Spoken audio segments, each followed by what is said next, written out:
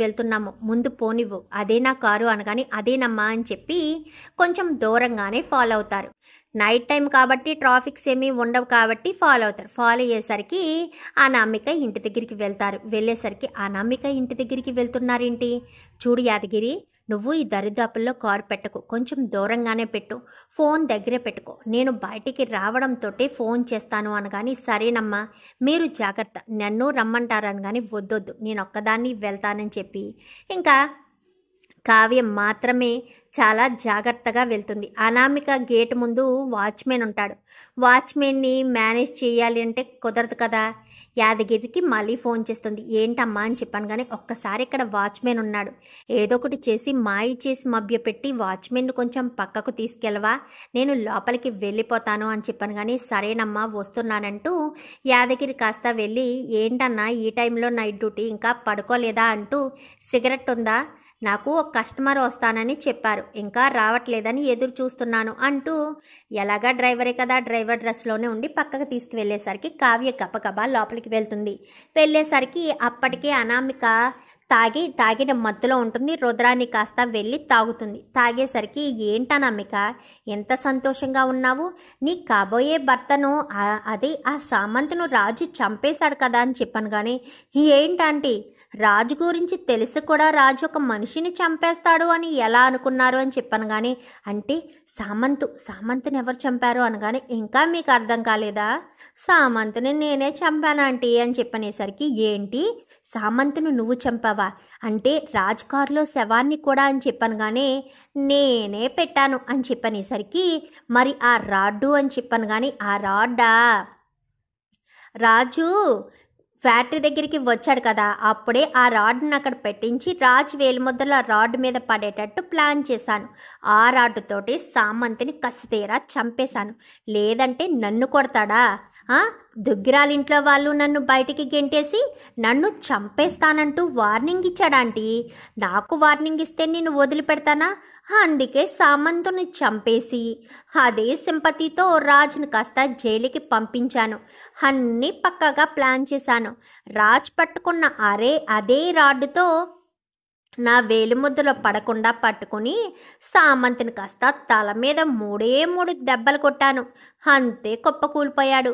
వెంటనే సామంతుని కాస్త తీసుకొచ్చి రాజ్ కారులో పడేశాను అని చెప్పనేసరికి మరి మా ఇంట్లో సీసీ కెమెరాలు అని చెప్పాను కానీ ఆ సమయంలో మీ ఇంట్లో పవర్ ఆఫ్ అయింది కదా ఆంటీ అని చెప్పాను కానీ అవును, అయినా మీకేం తెలియదులే, మీరు మత్తుగా నిద్రపోయి ఉంటారు, ఆ సమయంలో మీ ఇంట్లో పవర్ ఆఫ్ అయింది, అది కూడా ఆఫ్ చేయించింది నేనే, ఆఫ్ చేయించి ఆ సమయంలోనే లోపలికి వచ్చి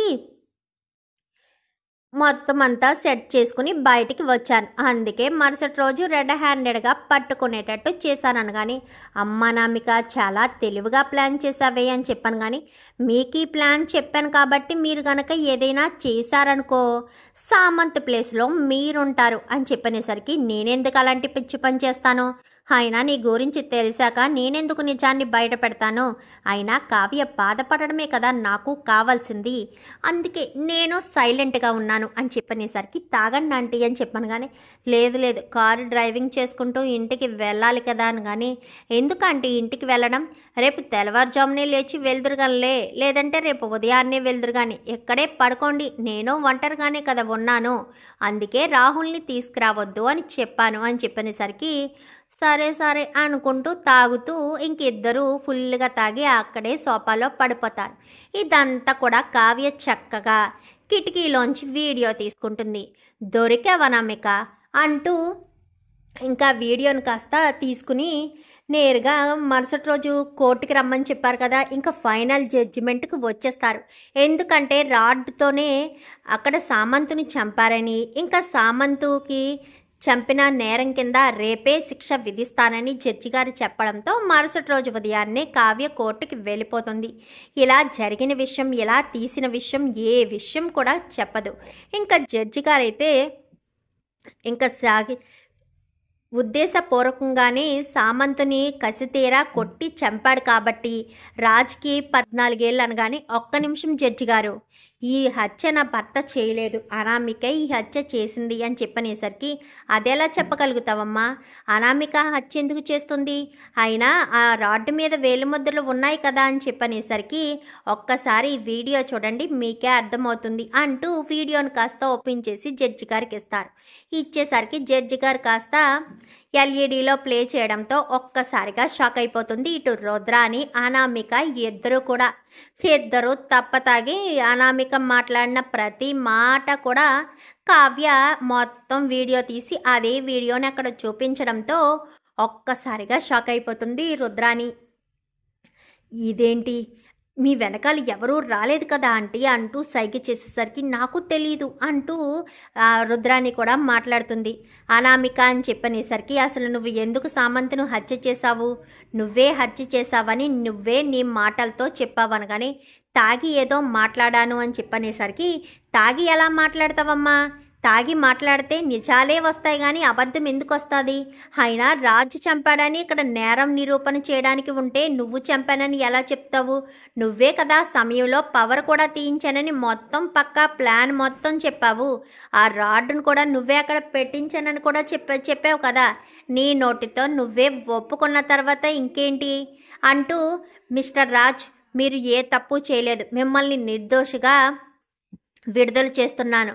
సామంత్ని ఉద్దేశపూర్వకంగా రాజు హత్య చేశాడని నేరారోపణ చేసి నిజానికి హత్య చేసింది అనామిక కాబట్టి అనామికకు 14 సంవత్సరాలు సాధారణ జైలు శిక్ష విధించడమైనది అని చెప్పనేసరికి అధికార జడ్జి గారు నన్ను క్షమించండి అంటూ ఇంకా చేతులు నమస్కరించి మరీ క్షమాపణ అడిగినా నువ్వు హత్య చేసావమ్మా. నువ్వు చేసిన హత్యని మరొక నిర్దోషి మీద నెట్టి ఆ కుటుంబాన్ని మొత్తం బాధ పెట్టాలని చూసావు. వాళ్ళ పరువును కూడా తీయాలని చూసావు. వాళ్ళకి సొసైటీలో ఎంత పరువు ఉందో నీకు బాగా తెలుసు. అలాంటిది వాళ్ళ పరువు తీయాలని ఇంతలా ప్లాన్ చేస్తావా అంటూ ఇంకా చాలా జడ్జి గారైతే నీకు శిక్ష తప్పదు అని చెప్పనేసరికి ఎప్పటికైనా అర్థమైందా అనామిక? తప్పు ఎవరు చేస్తే శిక్ష కూడా వాళ్ళకే పడుతుంది. అది నువ్వు తెలుసుకోలేకపోయావు. నేను ముందు నుంచి చెప్తున్నాను కదా నువ్వే తప్పు చేసావు అని. నువ్వు చాలా ధైర్యంగా ఉన్నావు. సాక్ష్యాలు లేవు కదా, నువ్వేం చేయగలవు? అన్ని సాక్ష్యాలు బావగారికే అనుకూలంగా ఉన్నాయి కదా, నన్ను ఎవరు ఏం చేయలేరని బాగా విర్రవీగావు. నీ నోటితో నువ్వు తప్పులన్నీ ఒప్పుకున్నావు అంటూ మాట్లాడేసరికి రుద్రాని కాస్త ఒక్కసారిగా షాక్ అయిపోతుంది. ఏంటి రుద్రాని గారు, ఒక రకంగా మీకు థ్యాంక్స్ అని చెప్పాలి. మీరు అనామికకు ఫోన్ చేసి అనామిక దగ్గరికి వెళ్ళడం వల్లే నాకు ఎలాంటి అవకాశం వచ్చింది. అనామికను మీరు అడిగే ప్రశ్నలకి తాగిన మత్తులో అనామిక సమాధానాలు చెప్పడం వల్లే నిజాలన్నీ బయటికి వచ్చాయి అంటూ ఇంకా కావ్య రుద్రానితో మాట్లాడేసరికి ఒక్కసారిగా అనామిక రుద్రాని వంక చాలా కోపంగా చూస్తుంది.